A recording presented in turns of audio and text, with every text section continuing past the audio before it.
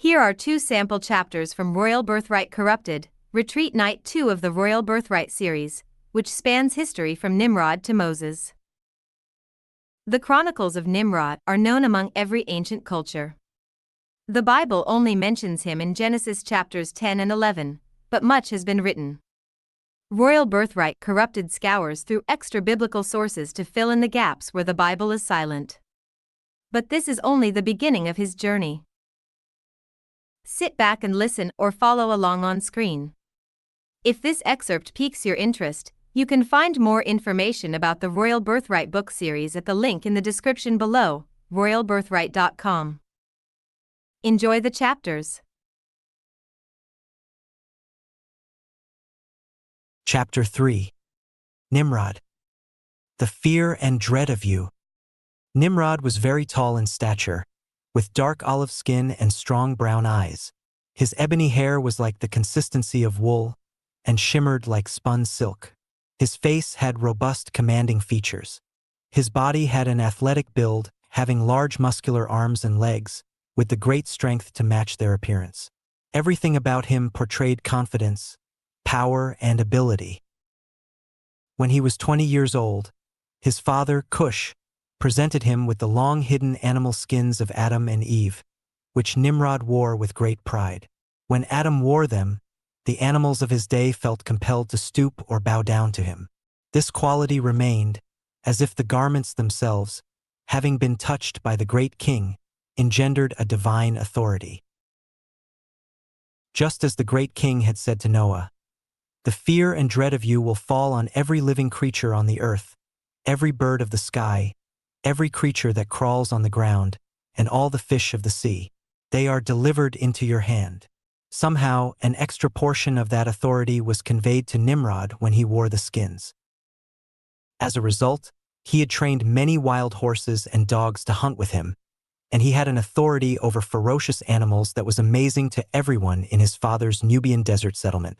No one knew the source of this power except for Cush, and Nimrod had a reputation for being a hunter of unmatched skill and achievement. Thunderous hooves rang loudly, as the dust clouds formed behind, obscuring the figures moving rapidly across the open landscape. "Yip, yip, yip, yip," hollered Nimrod happily, as he raced across the clearing on Fearless, his beloved steed. The other horses and dogs ran behind, trying to catch up, but he and Fearless were unbeatable. Nimrod turned his head to see them chasing behind.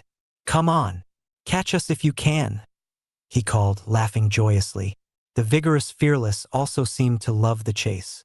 His powerful legs and seemingly inexhaustible stamina were a perfect match with Nimrod. He rode Fearless into the brush, hoping to throw the pursuing animals off of his trail. He turned sharply and stopped behind a large group of bushes and watched silently as the dogs and horses ran deeper into the brush past him. He knew the dogs would quickly pick up his scent and rapidly turn to discover them. Nimrod and Fearless made a run back toward the clearing at full speed. Hearing the rumbling of the mighty Fearless hooves, the horses realized they had been fooled. Looking up, they saw Nimrod and Fearless pulling far away from them again and the dogs in pursuit ahead of them. Nimrod looked back and watched as they realized their miscalculation and laughed out loud. He patted Fearless' strong neck, saying, good boy, Fearless. Easy now, slow," he added, as Fearless reduced to a trot. "Whoa, Fearless," he said softly, as Fearless slowed to a walk and stopped. The dogs caught up to Nimrod in the clearing first. He climbed down from Fearless, giving each one a treat from the pack tied to his waist. Good dog," he said to each one, scratching their necks and rubbing their heads. The horses reached the clearing to join them, and Nimrod rubbed each one on the snout, giving each one a treat from his pouch. He would let the animals drink water and graze for a while before returning home with his catch. It had been a spectacularly successful hunt. He would load the horses after they had rested. As he rode into the settlement stables, he was greeted by the people of the settlement, excited to see what Nimrod brought home. They all gathered around him and began to unload the yield the horses carried. The stable servants placed the horses in their stalls one by one, removing their saddlebags and blankets, and brushing the dust from their coats. Each got fresh hay and water. The kitchen servants carried the rewards of the hunt to the butchers for dressing and cleaning of the meat for food. Nimrod walked the dogs to the kennels, where the kennel master made sure they had plenty of fresh water and food, and closed the kennel doors for the night. The dogs and horses had been given quite a workout and would be happy to rest for the night. He was hungry, realizing he had been given quite a workout himself, so he went to take off his hunting skins and clean up before dinner. There was generally a bit of a feast when Nimrod returned from a hunt. While he enjoyed this with his parents and extended family, he could not escape the feeling that there was so much more to existence than this. His father would never talk much about his youth. When Nimrod asked about it, Cush would say very little of substance. He knew about the flood and how the elders had survived it in the ark, but he just did not understand any of it. At the feast that evening, Nimrod tried again to get his father to talk about the family history. "Father, tell me about the flood and the ark that carried Father Ham to safety." Cush replied, "What can I tell you? I wasn't on the ark. It all happened before I was born." Nimrod pressed, "But surely your father and the family elders must have told you about it. What did they say?" Cush answered dismissively, "I don't remember. It was all a long time ago. These things do not matter anymore." "But father," objected Nimrod, who was sharply cut off by his father, "you are ruining the feast. Can't we just enjoy the celebration of the hunt? Why do you concern yourself with things that happened before I was even born? Is your life not good enough for you with all I have given you? Will you continue to show me such ungrateful disrespect?" "No," answered Nimrod. "Of course not. Forgive me. I meant no disrespect." "Yes, well," Cush responded, "I suppose not. Let's enjoy this time in peace. Then, eat, drink. Select a woman to warm your bed, or two," added Cush, laughing crudely. The beautiful Annalisa came seductively behind Nimrod's seat and wrapped her arms around his neck gently, leaning down to kiss his cheek. "I can warm your bed tonight," she whispered softly in his ear. Annalisa had been infatuated with Nimrod since they were children. He thought she had grown up to be the most beautiful woman in the city. He reached up behind him and pulled her over his shoulder into his lap. She screeched as he drew her close to his chest, and they both laughed. Annalisa kissed Nimrod passionately. He slid her onto his knee, and she fed him with her delicate fingers from his plate. They spent the night together. But in the morning, Nimrod abruptly sent her away and prepared for another trip. He had agreed to keep the peace at the banquet, but he had decided that he would look for the rest of the family to try and find the answers to his questions. He packed up for a long hunt, but only took a few of the horses and dogs with him this time. He told his mother and father nothing of his intentions. It seemed only fitting, as they had always managed to avoid answering his questions. He rode north along the Nile and then east, toward the Euphrates, hunting along the way. There were different kinds of animals once he had crossed the Nile River. He never feared the animals in the wild, as they had never threatened to harm him. His garments had always protected him. He knew they had some kind of special power. He had asked his father several times about it, but all he would ever say was they were handed down to Nimrod and had been worn by the first man, who was very powerful. This explanation was no longer satisfying to him. What made this first man so powerful? He knew there had to be more to the story. As Nimrod rode, he began to see groups of travelers that all seemed to be heading north to the same place. He followed them discreetly to see where they were going, and he arrived at the tent city outside the settlement of Noah and Shem in the mountains of Ararat. He brought with him many gifts from the hunt to offer in friendship to the settlement. People stared in amazement at Nimrod riding fearless and at the dogs and horses following behind him. He climbed down from Fearless, and leading him by the reins asked around the tent city for the leader of the settlement. Most people were awestruck by Nimrod and did not speak. He was the tallest man they had ever seen. When he found a man who would speak to him, he was told to go into the city and ask for Noah or Shem. This isn't the settlement? Oh no, answered the man. Go over that ridge, he said, pointing, and you will see the great buildings of the city. Just ask for Noah or Shem. Someone will be able to take you to them. Nimrod got back on Fearless and followed the man's directions. The people in the tent city just stared in astonishment at Nimrod and his animals. Noah and Shem were in the city square greeting and directing travelers as Nimrod arrived. They were amazed by this man who entered their settlement on horseback, with 3 horses and 5 dogs following behind him. It was a bit unnerving, but also curiously very amusing. They looked at each other and smiled. No one there had ever seen such a marvel as tame horses and dogs. But these were most certainly following the commands of this man and posing no threat to people. Nimrod commanded the horses to stop and the dogs to sit, and the animals obeyed. Onlookers pointed and whispered, but kept their distance. I am Nimrod, son of Cush, he said, smiling. I have brought gifts from my hunt for Noah and Shem. Will they receive me? Noah and Shem were pleased to greet Nimrod and accept his offering. They had not heard from Cush's settlement in a very long time. They saw this as an opportunity to get some news. More good news for Kittim, they both thought independently. Welcome, Nimrod, son of Cush, replied Shem. Your generous gifts from your obviously successful hunt are cordially accepted and appreciated. Come down from your elegant beast and grace us with your fellowship. Nimrod smiled and climbed down from Fearless, while Noah and Shem were unable to hide their surprise at his great height. Noah was considered a rather tall man by standards, but Nimrod stood an entire head above him. Shem was shorter in stature than his father. Well, you're quite the big boy, aren't you? What in the world have they been feeding you? Asked Shem, looking up and smiling. Noah looked Nimrod up and down, in particular his garments.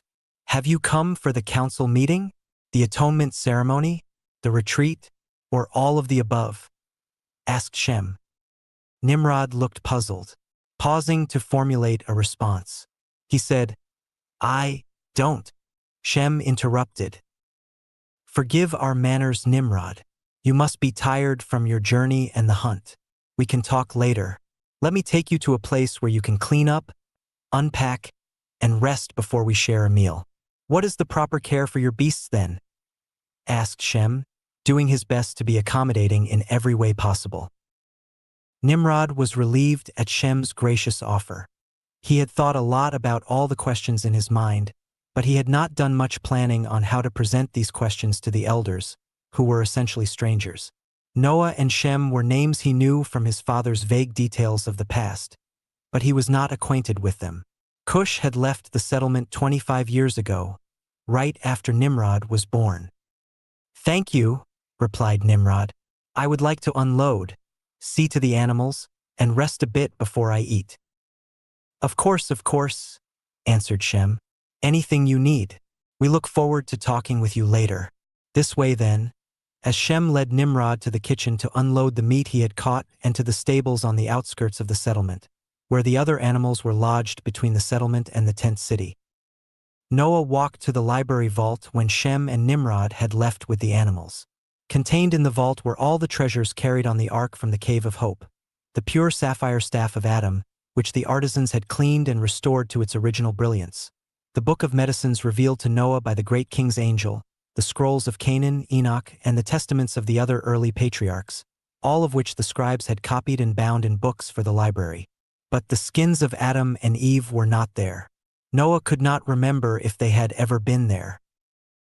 In the early days of unloading the ark and setting up the original camps, there was so much to do and so many distractions. Noah was certain the missing skins of Adam and Eve were the same skins worn by Nimrod, but he was not sure what to think about it. Meanwhile, outside the settlement, Shem and Nimrod walked with the animals.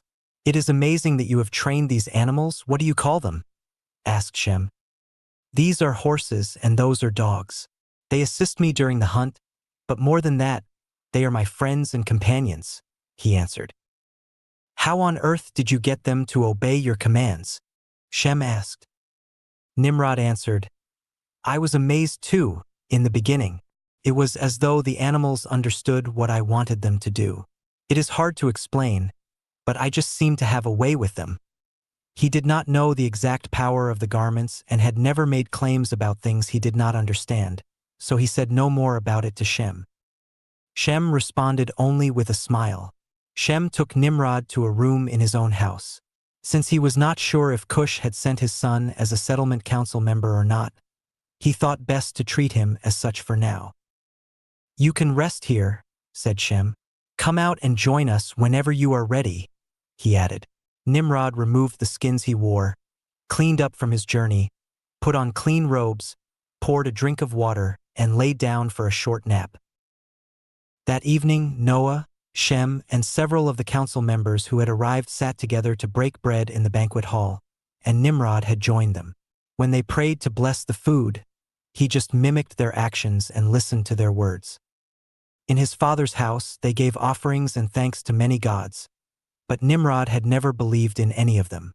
They were just wood and stone as far as he could tell. Idols were representations of creatures he could not see and for whom he had no use. Even so, his father had become quite wealthy and powerful, giving credit to his gods for his good fortune. As far as Nimrod was concerned, gods were not even real, but he had always been respectful toward the beliefs of others, because he really did not know for sure.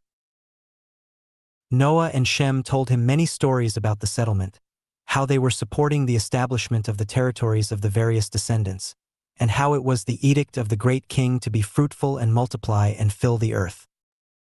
Shem said, "Nimrod, we could have used someone with your talents with animals on the ark.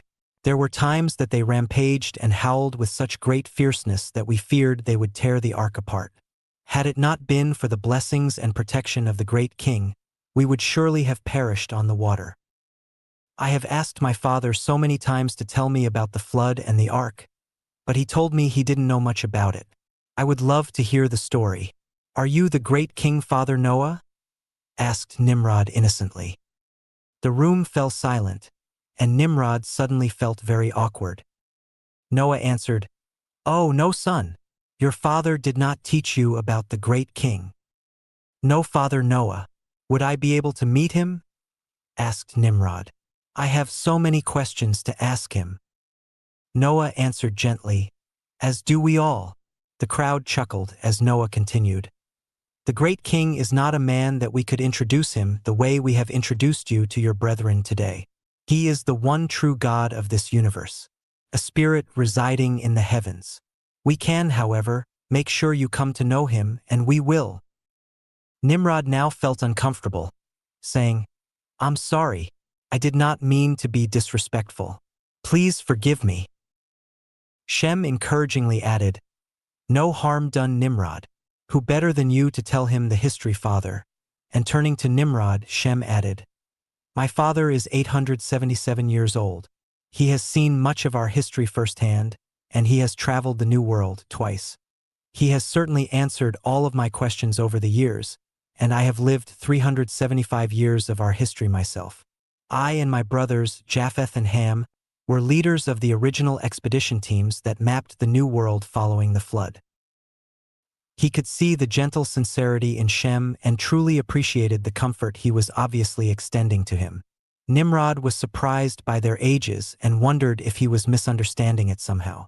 His own father was about 250 years old and seemed only slightly younger than Shem and Noah. He had known many to die much younger than they. He had not known anyone older than his grandfather Ham, but they were not close. Ham spent most of his time sailing the seas. He would not ask about it at this gathering. Shem continued, "The atonement offering to the great king and annual retreat are both this week, Nimrod. You have come at a very fortuitous time. Indeed, in our tradition, we spend 5 days in seclusion retelling nearly 2,000 years of history from the very beginning, and you may attend." "I accept," exclaimed Nimrod. His unease immediately melted away. He was captivated by all the new information he was receiving, and he did not want the night to end. He had learned so many new things and met so many new people. Noah addressed the gathering, "We should retire now. It is late. We have kept our guests up into the wee hours with our stories. There will be time for many more in the days and weeks ahead. We may very well have a new council member from the settlement of Cush, and Nimrod has agreed to join us on retreat. We pray that his questions will be answered there." The group cheered, and Nimrod felt extremely honored to be included. They prayed together and began to depart to their various lodgings. Nimrod thanked Noah for sharing openly with him and for his great wisdom in understanding that he had not been taught about the great king. He hugged Noah and bid him good night. Shem, Arpachshad, and Nimrod walked together back to Shem's home. Shem said, "It is so good to have you here with us, Nimrod. We are so glad you came. I hope you will stay with us for a while, even after the retreat. There is so much we can learn from each other." Arpachshad agreed with a smile. "I hoped you would think so," replied Nimrod excitedly. "In fact, I came in search of answers to many questions that have remained in me since I was a small child. My father never wanted to talk to me about the history of the family or the first settlement." Shem seemed surprised. "I see. I did not want to impose on Father Noah, but I could have stayed up all night hearing his stories. He knows all the answers to my questions. I cannot imagine what someone his age must have seen. 877 years. I am very excited about going on retreat with all of you, but I have no authority to sit on the council representing my father's settlement. My father does not even know that I am here." A little surprised, Shem stopped walking and asked, "Where does he think you are?" Nimrod stopped too and sank back a little. "Well, I didn't really tell him anything about my intentions to go hunting for answers. I just packed a few horses and 5 of the dogs and left, as if going on any other hunt. I didn't tell him a lie, but I guess I let him draw his own conclusions, which I neither confirmed nor denied." "But—" Shem placed his hands on Nimrod's arms and looked up at him. "It's okay, Nimrod. Take it easy. No one is making accusations here. I was not suggesting you came here under false pretenses. You have been absolutely forthright with us, as we shall be in return." He smiled and exhaled with relief. Shem was a very gracious man. He and Nimrod seemed to have a silent rapport that put Nimrod at ease whenever he got uncomfortable.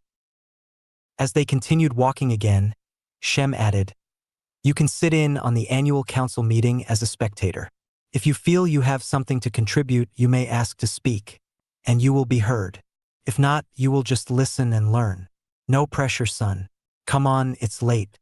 Let's get some sleep." The next morning, Nimrod went to check on the dogs and horses. They had been lodged in pens between the settlement and the tent city, along with the oxen of the travelers. As Nimrod approached, he noticed people had gathered around the pens. The dogs were barking and growling. The horses were afraid and rearing up in their pens. Nimrod double-timed it over to the area before any animals or people were injured. He stood between the crowd and his animals, saying, "Down, boy, easy boy." As the dogs settled down, Nimrod commanded, "Sit," and the dogs all sat. "Stay." The crowd made an audible gasp in amazement. He calmed the horses and opened the pen where Fearless had spent the night, going inside. He secured the blanket over Fearless' back and attached the reins. He walked Fearless out of the pen and addressed the crowd, which was growing in size now. "I am Nimrod, son of Cush. This is my horse, Fearless. The other horses and dogs are my hunting partners. They responded badly to you because they sensed your fear. Don't be afraid. As long as I am here and you do not try to harm them, they will not hurt you. But you should not approach them when I am away." Nimrod climbed up onto Fearless and began to walk him around the crowd, and the people were astounded. "You can pet him if you are not afraid. If he can sense your fear, he will think you are a threat to him." Some in the crowd did pet Fearless and laughed gleefully, while others just watched and were entertained. Nimrod walked Fearless out into an open area, and they did a few tricks for the crowd. The people clapped and cheered and continued to grow in numbers. He then returned Fearless to the pen and one by one walked the dogs out into the open area and did some tricks with them for the crowd. The people whistled, clapped, and cheered. When he had finished, He fed and watered the animals, which was what he had come to do in the first place, and cleaned out the pens. Nimrod and his animals were the talk of the tent city and the settlement. He did several encore performances over the next 2 days, as more travelers arrived for the annual ceremonies. The children were the most excited to see the animals perform. Nimrod enjoyed entertaining them with his animals and seeing them amazed by the things he had taught them.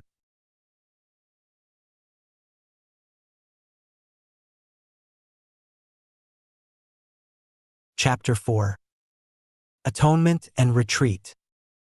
Make us to dwell in hope.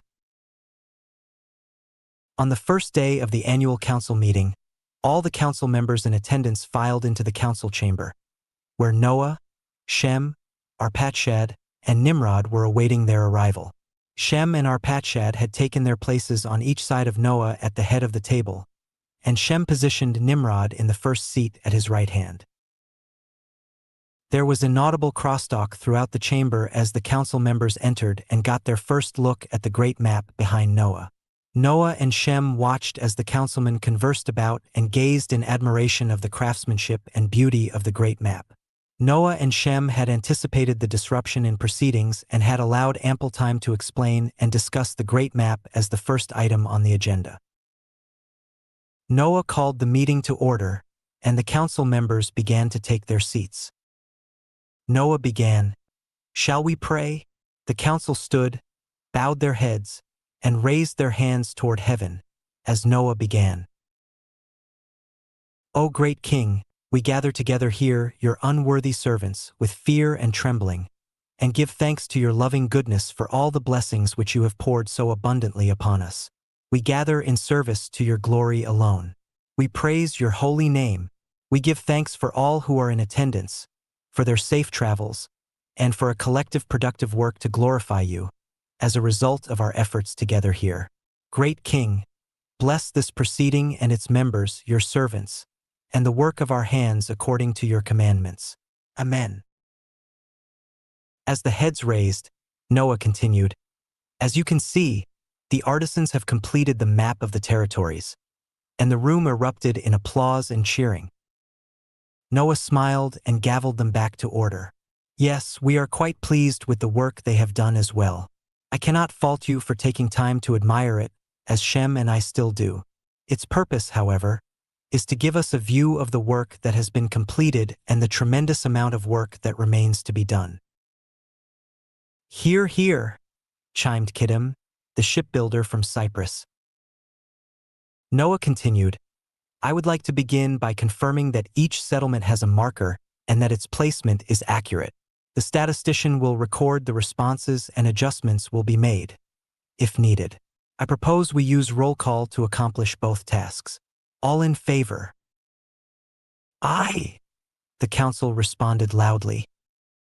"Opposed?" added Noah, and the room was silent. "Very well, let's begin. Gomer." "Present," replied Gomer, adding, "I confirm my marker is well placed."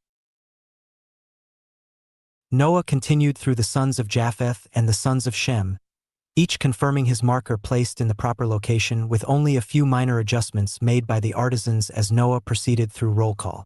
Except for Nimrod, there was no representation from the sons of Ham on the council. While it saddened Noah and Shem, this had become commonplace. It may have been the reason they responded so excitedly to the arrival of Nimrod. Noah always included Ham's sons in the roll call of the annual meetings anyway, saying, "Ham, Cush, Mizraim, Put, Canaan, let the record reflect their absence from the meeting, please. Is there anyone whose name has not been called?" Nimrod remained silent, not sure if he should speak, as Shem placed his hand on Nimrod's so he would remain quiet. No response was heard from the chamber. Turning to Nimrod, Noah said, "Let the record also show the attendance of Nimrod, son of Cush." The room erupted in applause. Many had seen Nimrod perform with his dogs and horses and were enchanted by him. Noah smiled and gavelled them back to order. Noah continued, "While not an official council member, Nimrod is the only one in attendance able to confirm the correct placement of the marker for the settlement of Cush. Nimrod? Asked Noah. Are you willing to do so at this time? Yes, replied Nimrod. He stood and walked to the great map to study his father's marker and replied, half the distance west of the Nile River, as the river is from the sea to the east, and equal distance from the peak of the great bend in the river to the north. Yes, Father Noah. I confirm the correct placement of the marker for the settlement of Cush, my father. Noah and Shem smiled as Nimrod returned to his seat. The rest of the morning was consumed with the reporting from the councilmen on the news and general status of their settlements and the official recording of births and deaths. The meeting adjourned for midday prayer and meal. Several of the council members lingered at the great map, as the others moved to the large banquet hall across the town square. After prayer, the meal was served, and Noah asked, Nimrod, what do you think of everything you have seen so far? Nimrod did not have words to truly express his appreciation for all the information he was receiving and the people he was meeting. He replied, I have carried in me an unsatisfied hunger for knowledge for as long as I can remember. I hoped, but never dared to believe, I could be so well fed, and yet so hungry for more. Shem smiled broadly, patting Nimrod on the back and said, Then eat, Nimrod, eat, and they all laughed heartily together. The council met for several days following as they discussed various events and developments in the settlements. On the morning of the final day of the annual council meeting, Kiddim's agenda item was up first. He had been apprehensive about his proposal coming to the annual meeting, fearing his concept would not be understood. Once he had laid eyes on the great map, he knew he could make his brothers understand. Noah introduced the agenda item. Next on the agenda is our master shipbuilder, Kiddim, who has far surpassed any talents seen in that arena, present company included. Laughter broke out in the council chamber, as all of them knew they would not even exist had it not been for Noah building the ark. Noah laughed and continued, Many of you came to this annual meeting by new transports and can attest to the advances that can be afforded by them. Aye, replied the councilman enthusiastically. Noah continued, I would like to personally thank Kiddim and Elisha for their hard work and ingenuity. We all look forward to their continued innovation. And now I yield the floor to Kiddim and Elisha. The council cheered loudly. Kiddim and his older brother Elisha were responsible for negotiating all the shipping lanes with the council members. They wanted to expand the river transport into the Nile. The hope was to bring the sons of Ham back into the fold by making the connection of transport and trade with their brethren more inclusive with them, as well as expanding into trade with India and China, foreign and exotic places where many of Ham's descendants had also migrated. Kiddim reported having met earlier in the year with Naphtahim, Mizraim's son, who built his city on the coast of Egypt to the southwest of Cyprus, the island where Kiddim and Elisha ran their shipbuilding enterprise. Nimrod listened with intense interest. Standing at the great map, Kiddim pointed out that the frankincense exported from the Horn of Africa went mostly east around the south coast and north through the Gulf to the settlements peppered around the Euphrates and Tigris rivers.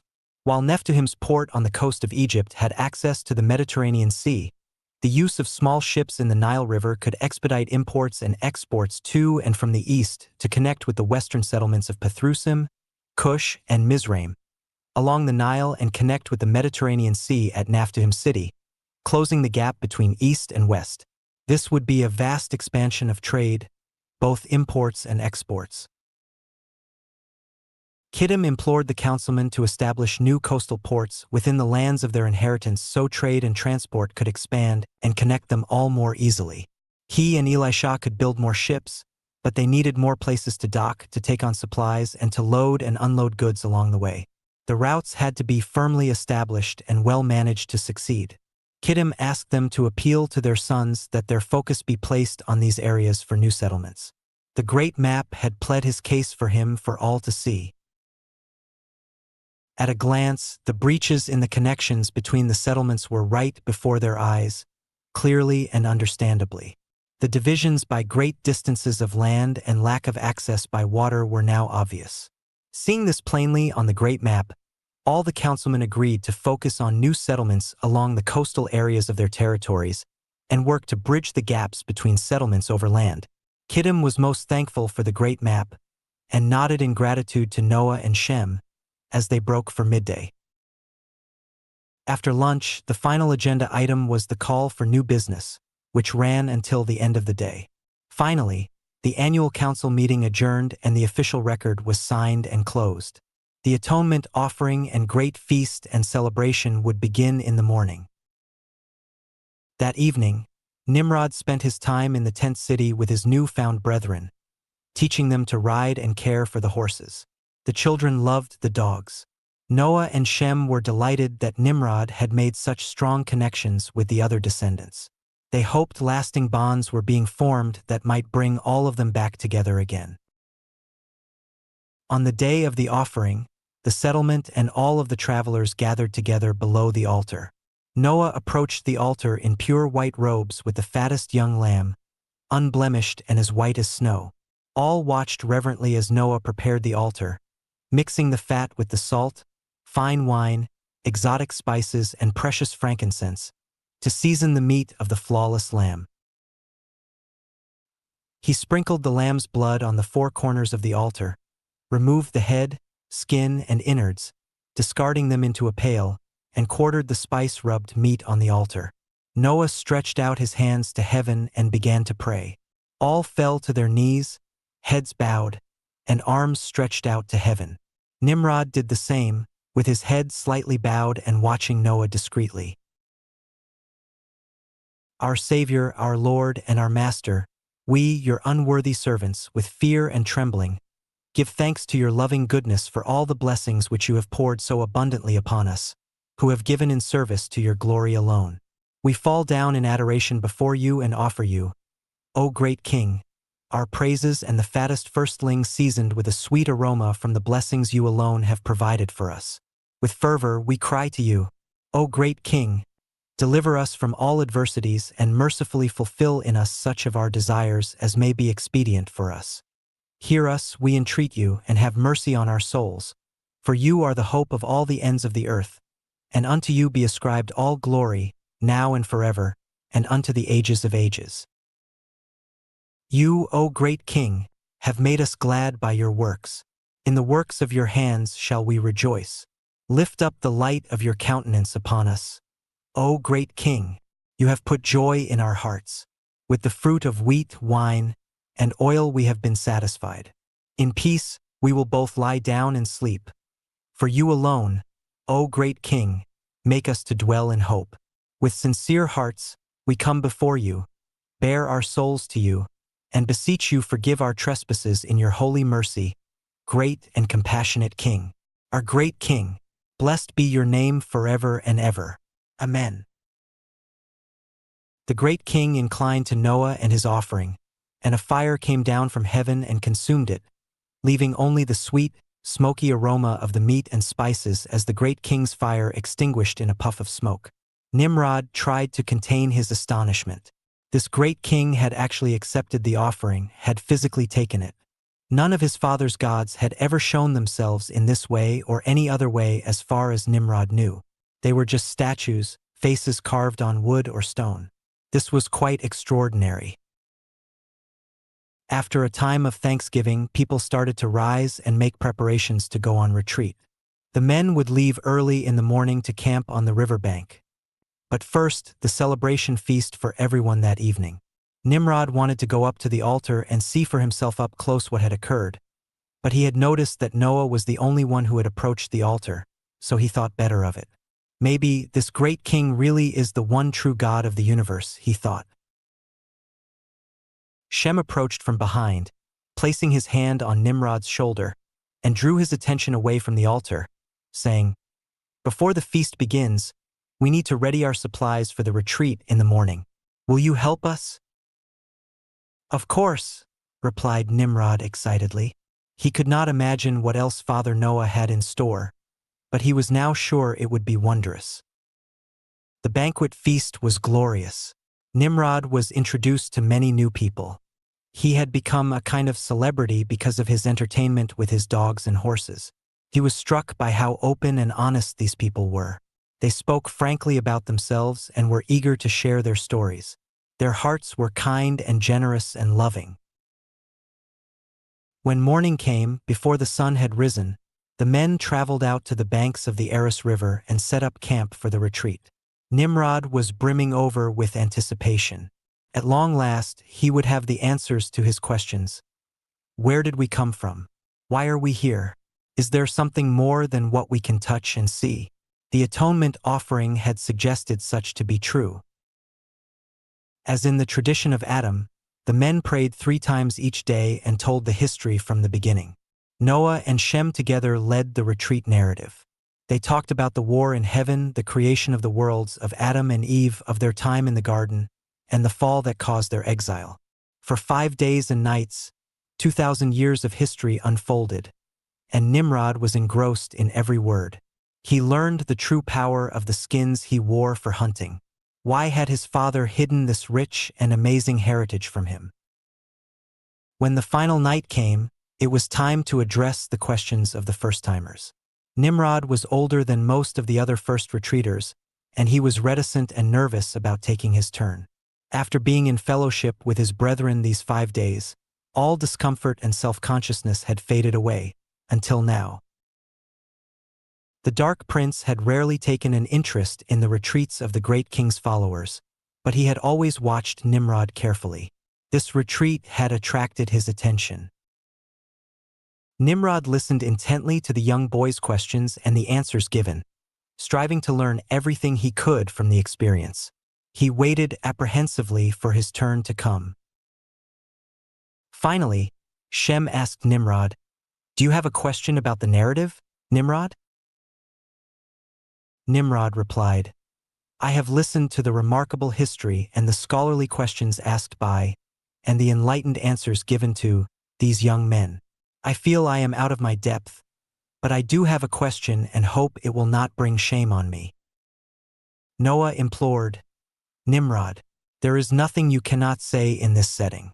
Retreat was exactly designed as an exchange of ideas for the edification of us all to glorify the great king. Adam designed it to be a time of men bringing each other closer to the great king and building confidence in the hope of our salvation. But he was also adamant about expressing the most uncomfortable truths here, honestly and openly, especially his own. You are among your brethren. There is no judgment here from among us. Nothing can be hidden from the great king, and he alone is our judge. Please speak your mind freely." The Dark Prince chuckled to himself and said, "Be careful what you ask for, old man." Nimrod hesitated, but then inquired, "Why are Father Ham and his descendants estranged from this heritage and these customs? Why aren't any of them here with us? Have we done something to cause the rest of the family to cast us away?" Noah and Shem looked at each other, feeling the jolt and sting of Nimrod's question. Shem responded first and said, "Absolutely not, Nimrod. Ham is my brother, and I love him dearly, flaws and all. He often made me laugh out loud, and I was always in awe of his great intellect. I miss him so much. We long to bring him back into the fold. It was he who turned his back on the great king, leaving in anger, and taking his sons away from the rest of us." Nimrod asked, "But why? What made him so angry that he would turn his back on the great king and his brethren and never return?" Shem began to answer, "Well." Noah placed his hand on Shem's arm, patting it gently, and said, "Son, this one is on me." The Dark Prince laughed smugly and replied to himself, "Yes, Noah, you drunken hypocrite, tell Nimrod why you cast out your grandson." Turning to Nimrod, Noah replied, "All of my sons were born before the flood. I love them all unconditionally. Each one is so talented with his own gifts, and each was tested relentlessly through the building of the ark, the journey through the flood waters, scouting the new territories, and the creation of the first settlements here. I laid on their young shoulders the monumental responsibility of leading and settling a whole new world. In fact, that magnificent map in the council chamber room was created from the precise and consistent standards demanded by Ham in the land surveys that took over 50 years to complete with his brothers. His abilities in mathematics, organization, architecture, and engineering have not been surpassed, or even equaled to this day. "Hear, hear," replied Shem, nodding in agreement with his brethren. Noah continued, "You feared your question might bring shame on you. Nimrod, the shame is not yours. Like all of us, Ham has his human failings and I have mine. At the celebration of the completion of the final survey expedition, I got shamefully drunk on new wine. There was an incident, a deplorable incident, that would never have occurred had I not been incapacitated. I was both furious about what happened and full of self-recrimination for my fault in it.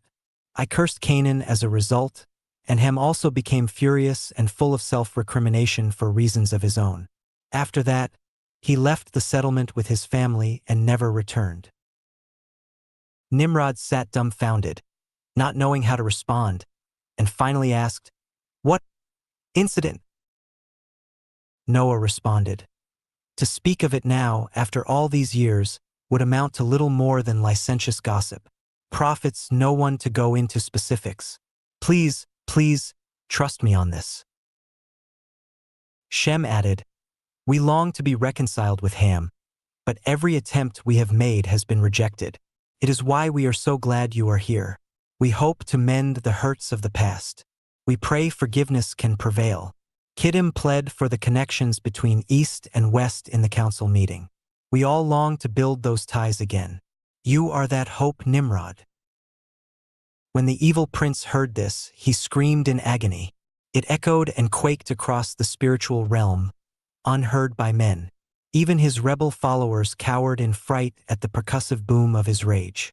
A great gust of wind passed through the retreat camp and shook the tents fiercely, nearly extinguishing the fire pit. "Not Nimrod," shouted the evil prince to his angels. "I will not lose him." The men of the retreat looked around at each other startled. Noah looked up and said, "The great king rebuke you." Noah turned his attention back to the retreat circle and said, "Continue. Pay no attention to this disruption." Arpachshad replied, "Nimrod, I speak for all our brethren when I say that you have inspired so much love in all of us. We are in awe of your hunting skills and your taming of wild animals. But more than this, you have shown yourself to be genuinely open and eager for knowledge and fellowship. The great king blesses a seeker of his knowledge and fellowship." Noah walked over and sat down beside Nimrod. He placed his arm around Nimrod's shoulders and said, "I am truly sorry for any repercussions that have landed on you. Please forgive me, son. Often many generations are affected by the actions of one. Surely the historical narrative has proven that out. I am so glad you came to be with us, and I hope you will stay a long, long time." Nimrod's eyes filled up with tears, and he rested his head on Noah's shoulder. He had never been satisfied with the non-answers Cush gave his questions, but this was just as disconcerting. Many of the brethren got up to put hands on Nimrod's back and head, and they all prayed together on the closing night of Nimrod's first retreat. For the first time, Nimrod really prayed with them,